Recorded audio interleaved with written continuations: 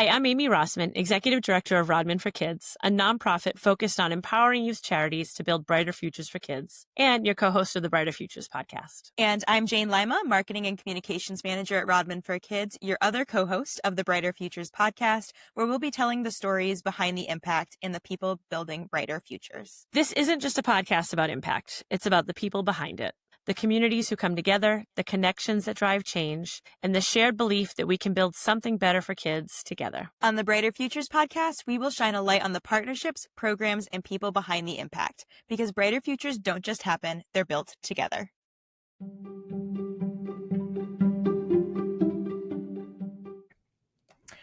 So, welcome to the Brighter Futures podcast. I feel, recording this the day that Taylor Swift came out with her and the Kelsey Brothers podcast is something to follow up with. I'll tell you that. So Amy, tell me, who are you? How long have you been at Rodman for Kids? And yeah, give me everything. Sure. I'm Amy Rossman. As I previously said, I'm the Executive Director of Rodman for Kids, and I've been with this organization for 20 years now. To go all the way back to where my career started, I went to school to be an elementary school teacher. I always knew I wanted to do something to help kids, and I think as a teenager, that was sort of the only path that I knew of that was available to me. And I quickly realized I actually did not want to be an elementary school teacher.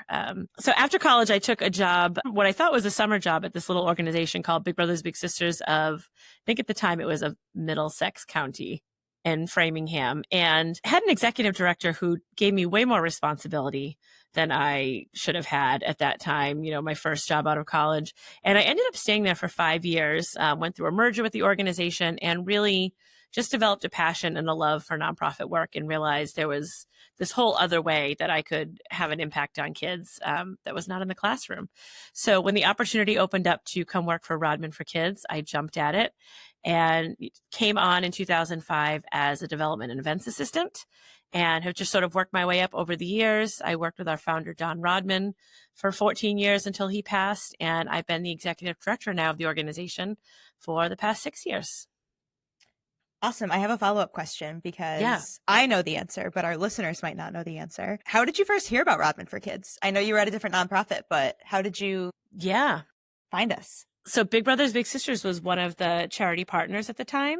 I was with them when they joined the ride in 2001. So I was a reluctant and unsuccessful rider before I came to work here. And I was a volunteer and a fundraiser. So I got to experience what it was like to be a part of Rodman for Kids as a charity partner on the other side.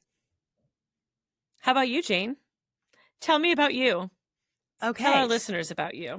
So I went to school thinking I was going to be a mental health therapist. I've always known that I wanted to work with kids. My mom worked at a nonprofit in the fundraising and development field, and my dad is a mental health therapist. And so growing up, I always thought I was going to follow my dad's path, went and got a psychology degree, did about 6 weeks at an organization working as a therapeutic mentor, and quickly realized that I could not emotionally do that work. It is incredible work. I commend all social workers, therapists, therapeutic mentors, anyone in the mental health field.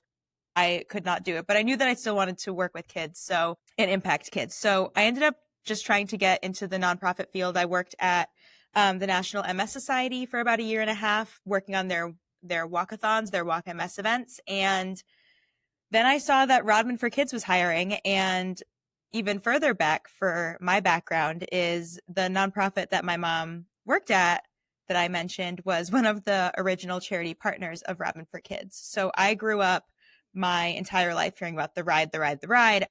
Begged my mom when I was 10 years old to finally let me volunteer at whatever this ride is that she talks about all the time. And I did. And at 10 years old, I was up at 4:00 in the morning in the warehouse getting the road crew lunches ready for the road crew for the 100-mile riders, and just, doing it all. So when I heard that Rodman for Kids was hiring, I jumped at it. I didn't even care what the position was. It ended up actually being a part-time position that lasted how long, Amy? Like 3 months as part-time. We got you full-time real quick. Yeah. So jumped on board and kind of fell into the marketing space, and I've been doing it and loving it ever since. So yeah, that's That's me. So I'm actually celebrating my 4-year anniversary next week, or about a month before the podcast launches. So that's very exciting. And I remember little baby Jane at age 10 volunteering in the warehouse and hearing in the years leading up to that about how she wanted to, but she had to wait until she was double digits. So never would have imagined that that little kiddo would be my colleague in the same age as me someday, but here we are. And kind of an interesting segue is just, I never thought that we'd be podcast hosts as we're talking about. I'm still not convinced that we're podcast hosts, and here we are podcasting. Here we are. Well, I think that's a good, segue into why are we doing this? So I think what I've learned from working here and just nonprofit in general and the marketing space in general is my goal is always, story focused, people focused. I'm always trying to highlight the stories and the people that are making an impact. And just a few months ago, I was actually featured on a podcast, and I realized what a great platform it is and how we can bring people in to tell their stories. I don't have to just tell them for them. They can come on and tell them themselves and really amplify those voices and the stories that are driving our mission. And so I went to Amy and I said, I've got a crazy idea. What are our thoughts? And Amy was like, well, I love a podcast. So let's see. Love a podcast. So, it kind of just, it was a really fun proposal that we put together, and now here we are. Especially now too, this year we're celebrating our 35th anniversary, and we don't look like the same organization that we were even just a few years ago, let alone back in 1991. The core values and mission are all the same, but we look different and we're doing our work in a really different way. So this feels like the right time to start sharing our stories and talking about the impact that we make. Yeah, absolutely. So what do we want people to take away from this podcast? Yeah, I think we want people to connect with the 3 pillars of our organization, which are to empower, connect, and uplift. We want to make you feel empowered to help others by hearing stories from our charity partners and other people that are making an impact in our community. We want you to feel a sense of connection to the people and the mission and the greater community that is working to make a difference. And I think to add to that, I would say we also want you to walk away feeling uplifted by the stories of transformation, creativity, resilience, and again, just the impact of the work that all of these incredible people are doing in Massachusetts. So in our first full episode, we'll be interviewing each other to kind of talk about change in the nonprofit space and what that looks like. And we'll keep bringing you conversations that remind us why this work is so important, why it matters, and how all of us can be a part of building brighter futures. We are always going to leave you at the end of each episode with a reflection question. And today we want you to think about, what does building a brighter future for the next generation look like to you? And what are you doing to help build it?